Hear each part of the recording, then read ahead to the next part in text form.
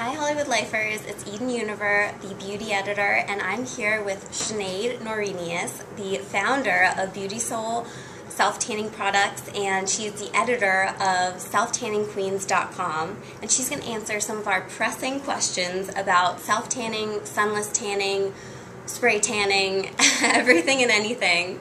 So let's check out what she has for us today. So Sinead, what is the best way to prep if you want to sunless tan your skin? I always recommend that you do a nice deep exfoliation before you put on any self-tanner. The reason is you want all the dead skin cells that are ready to come off immediately, so that when you put your self-tanner on, the tanner is going on skin cells that that'll exfoliate really fast, so the tan generally will last longer. It's also good to shave and wax beforehand.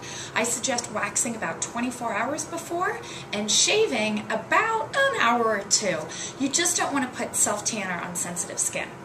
How long would you say it takes to dry typically, especially with your products? Does it take a long time? Should people bring, if they're going to go for a spray tan, an extra pair of clothing?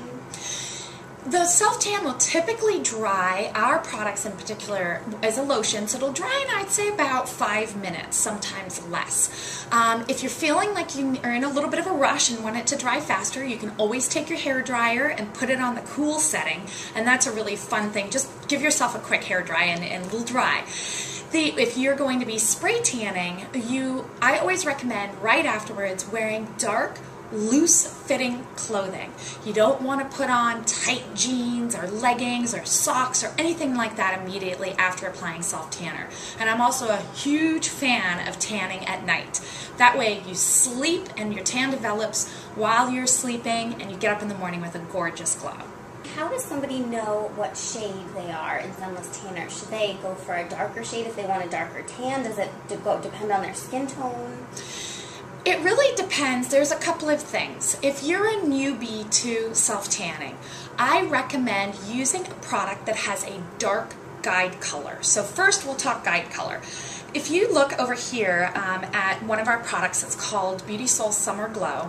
If you look at it, if we open it up, it's got a really, really dark guide color. But don't be afraid. It's there for a reason.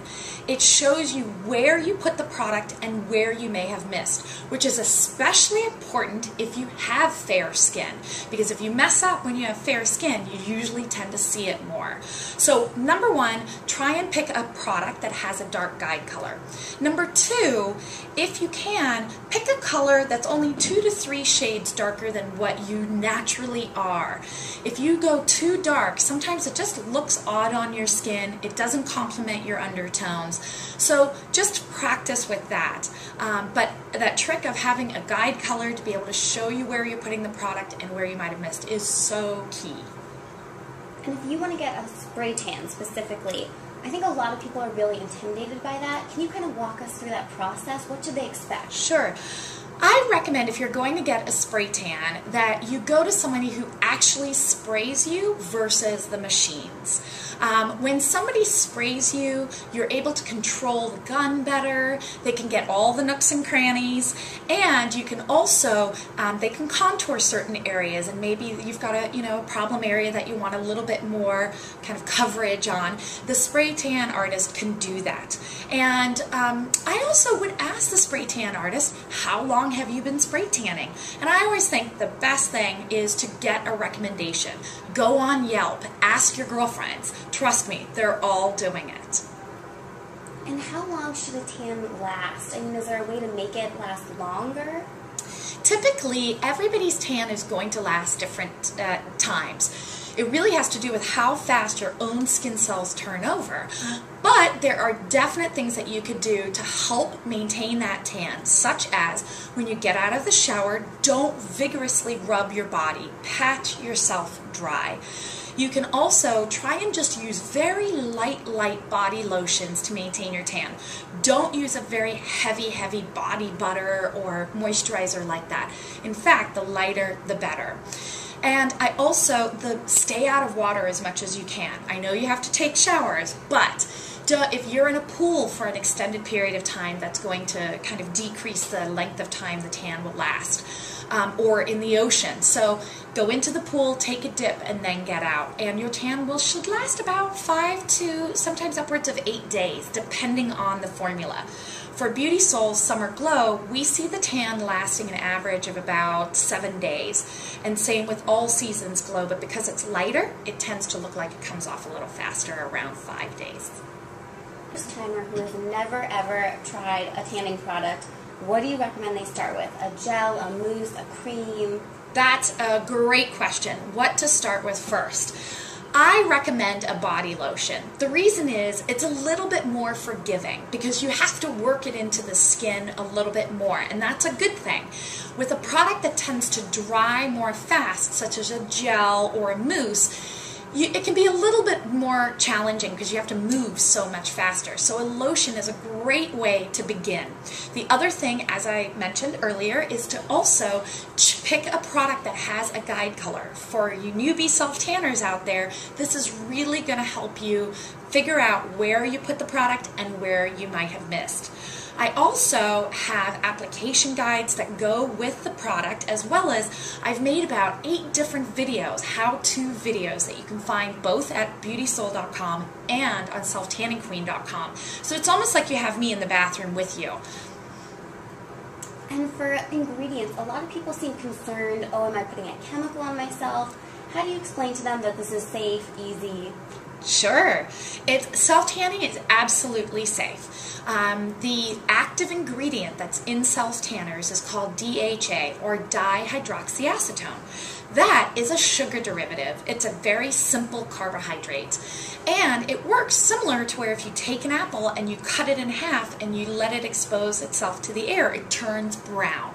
The same type of effect is going on in your skin. It attaches itself to the amino acids on the top of your skin and it oxidizes, turning that brown color.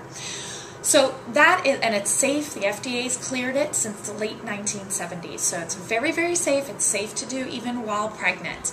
But you know, you definitely want to stay away from products that have a high concentration of alcohol, because those products can make you kind of have that crackly alligator look on your skin, which is not attractive. And for face versus body, I mean, do you need a different product for your face than you would use on your body? What would be the bonus of that? Absolutely. We, especially at Beauty Soul, do recommend a separate product. The reason is, and you can think about this in more general terms, what you put on your shins is not necessarily what you put on your face. That's why we generally don't use our Nivea body product or whatever product we're using on our face. The reason is the skin is different and you've got other conditions that you might be dealing with. So Beauty Soul launched the first ever skin type specific face self-tanner.